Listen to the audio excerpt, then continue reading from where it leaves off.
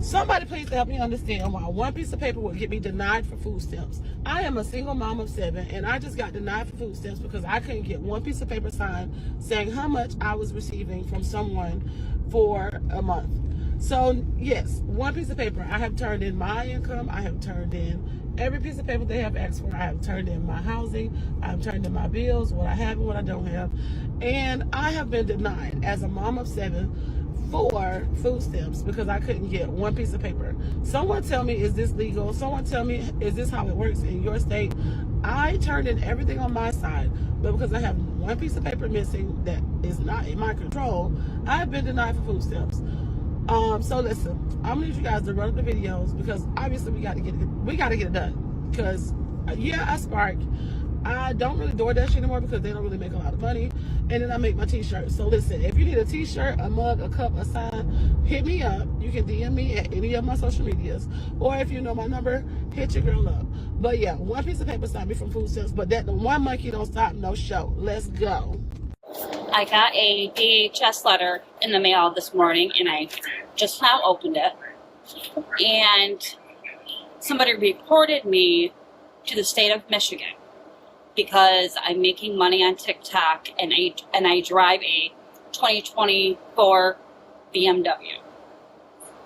They have cut my food stamps from almost $4,000 a month down to $88 a month. They are telling me if I want a review that I have to sell my car. So you're telling me if you were on welfare, food stamps, cash assistance, Section 8, you can't drive a nice car? They are forcing me to sell my brand new BMW, or I lose almost $4,000 in food stamps. Not only that, they have taken my cash assistance totally away. They are telling me that Section 8 will no longer be paying 95% of my rent, only 10% of my rent. So I will have to pay a little over $400 a month now instead of $60 a month. They cannot do this. They cannot make me sell my car. They cannot cut my food stamps. Has anybody else been in a similar situation? What do I do? What kind of rights do I have? Because I can't work, but I'm not selling my car. But I also need the $4,000 in food stamps. So I'm at a fucking loss.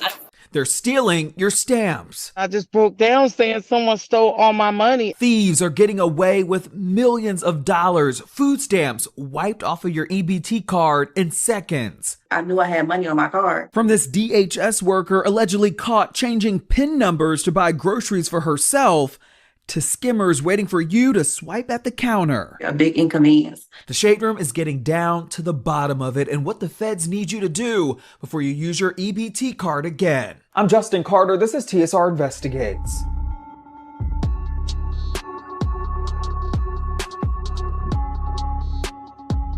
Groceries are high and money is funny for the tens of thousands of people who rely on SNAP benefits to feed their families. That's why the Secret Service and the FBI, they've been taking food stamp fraud seriously lately. Last year alone, $60 million worth of food stamp fraud was reported in the United States. So we at the Shade Room, we decided to piece together how these scammianas are doing it.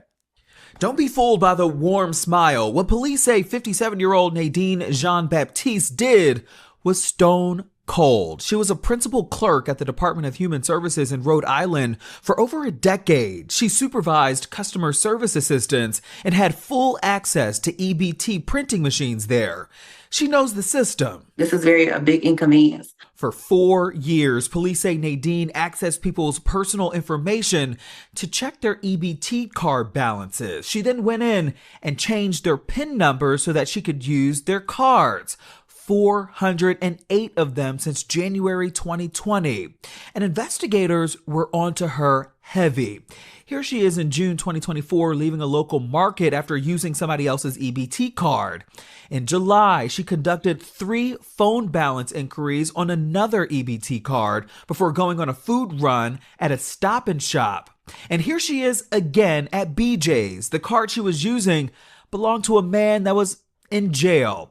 And she didn't do it alone. Police say her daughter, 27-year-old Octavia John Baptiste, was also in on the scheme. They say she fraudulently used 95 EBT cards over the course of their years-long investigation. And the trick is, many of the victims' names were either kids eligible for the summer nutrition program, adults serving time in jail, or people reported deceased. I mean, I was literally in Walmart crying. Tracy Ransom, a Jersey native, was shocked when she saw this $555 transaction on her food stamp card. Someone unknown used it at a grocery store in Harlem at 4:26 a.m. So I wanted to see what my balance was to know what I was going to spend in that store. And when I went on the app and I checked my balance, I only saw $8.98, and I just broke down saying someone stole all my money. She left Walmart empty-handed. She had 3 grandchildren to feed. But I called the EBT provider, and they canceled my card. She told me that keep in mind that it's happened to a lot of people, and that form goes to the inspector general. Once they investigate or whatever, they will issue your stamps. And I'm like, what is there to investigate?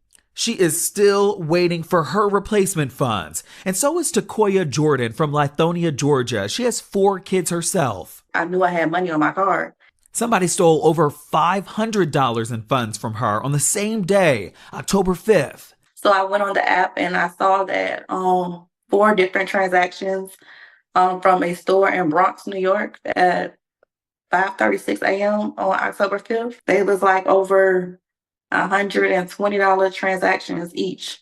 They left her with 10 cents. I just can't go and get the things that I need for me and my children because all my stamps is gone. Data from the U.S. Department of Agriculture found that over 125,000 households across the nation reported SNAP benefit theft last year. States like New York hit the hardest with $17 million in theft in 2023 alone. This year, Maryland, Illinois, Texas, Georgia are also up there.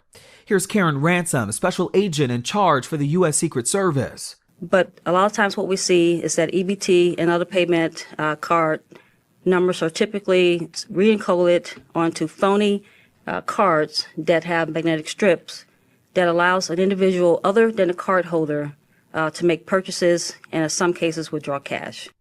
Phishing and skimming is another big one. This family fell for a phishing scam in North Carolina when someone posing as a vendor offered them a free tablet and phone. They took a picture of the EBT card and her driver's license and got our information. I think that's how it was because they were from New York. These Romanian nationals were charged back in April, accused of installing skimming devices at ATMs and cash registers, cloning the cards, then using them for cash withdrawals. I still haven't heard anything back from anybody about replacing the stamps or anything. And that's the problem. Recipients are saying that it's taking weeks, if not months, to either get a replacement card or replacement funds, which they say is unacceptable. Now, the federal government says the best line of defense in making sure that this doesn't happen to you and that you can get your money back is contacting your state's Department of Human Services. You can also call or submit a report to the Inspector General's office with the information that's listed at the bottom of your screen. For TSR Investigates, I'm Justin Carter.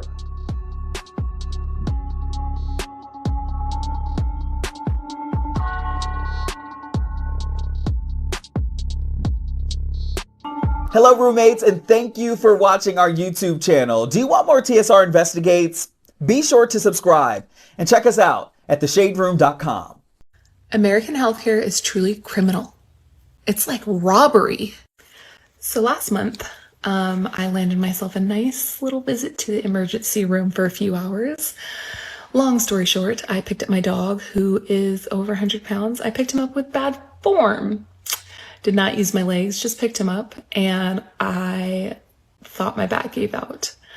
Not really going to go into too much detail, but I was in like excruciating pain. So I went to the ER, and Turns out it was just like a muscle spasm of some sort. But that led me to having an almost $4,000 medical bill.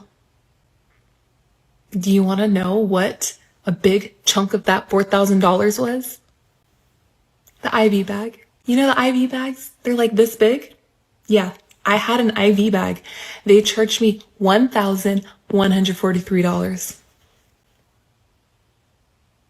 That is messed up. I know dang well that bag and the liquid that's inside of it probably cost no more than like $15. And they want to charge me that much. Makes me sick. I just need to complain for 1 second about our godforsaken healthcare system. Okay, so about 3 weeks ago, almost 3 weeks ago, maybe a little more than 3 weeks ago, I overextended my right ankle, like the back, like the Achilles tendon area.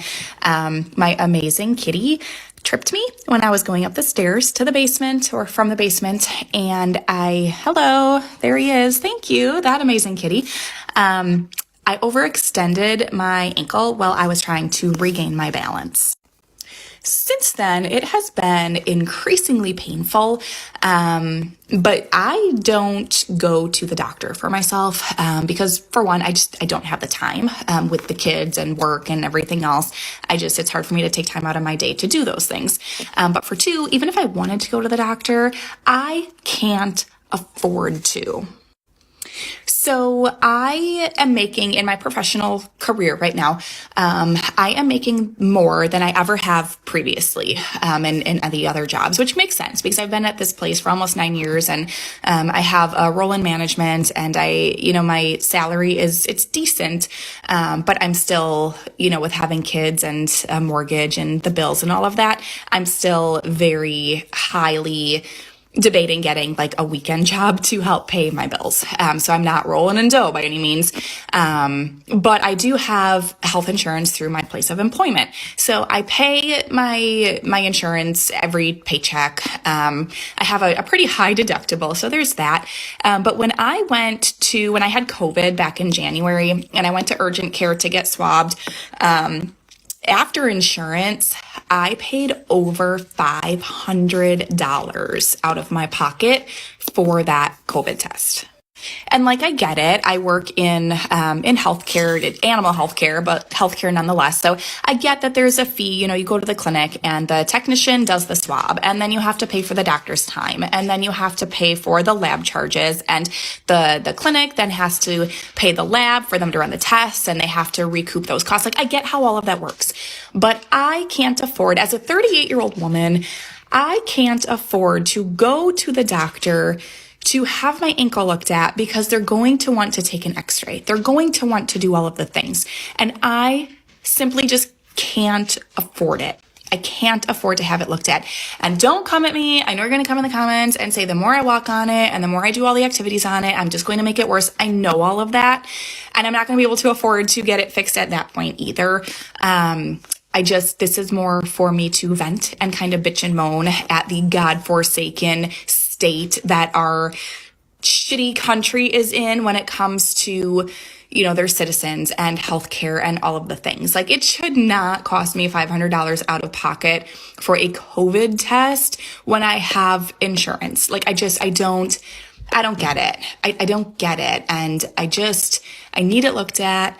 It hurts. I'm still doing the things. I went to my first workout class yesterday and I was just kind of took it easy on that side. And so I'm not letting it ruin my life, but it is increasingly painful. And I know that there's something wrong with it. And it just sucks because I can't physically afford to go to the doctor.